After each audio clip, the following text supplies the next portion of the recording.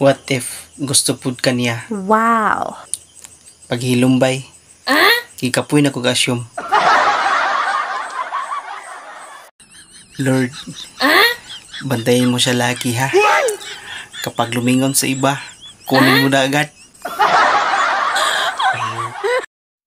Excuse me mga kasampak, pwede po ba idagdag sa human rights na magkaroon ako ng karapatan sa kanya? Wow.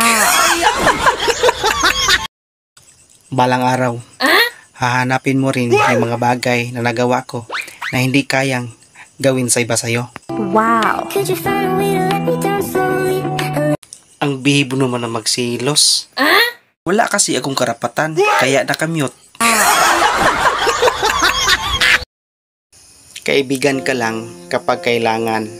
Ganyan yung klase sa tao kapag close sa'yo. Wow. Kapag alam nilang mayroon kang pakinabang.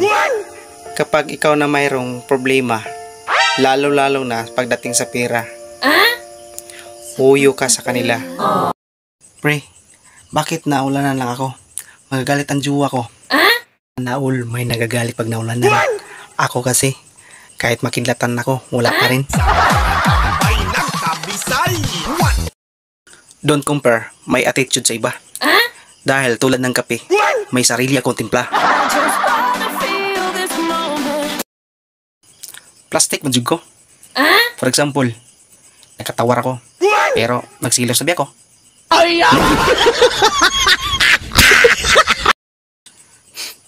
Chat ka lang.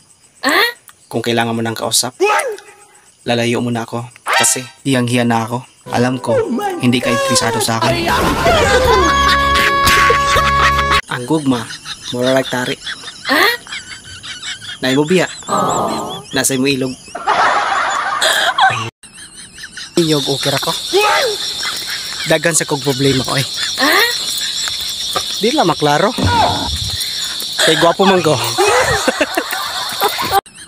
Way uso pag gwapo ron. Importante, panay kamot. Wow. Kay gwapo naman ko daan. Mahadlo ko pagkuhag dugo. Kay ba sinunyag mibalaan nila nga ikaw akong type. Dalawang butang nganong dili mag-like ang imong mga silingan. Una, nasa gitago nga kasukok nimo.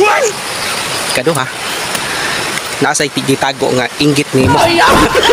Kailangan ka, mahal ka. So, malaki talaga ang pagkakaiba sa mahal ka, sa kailangan ka. Minsan kasi, kailangan ka, pero di ka ang mahal.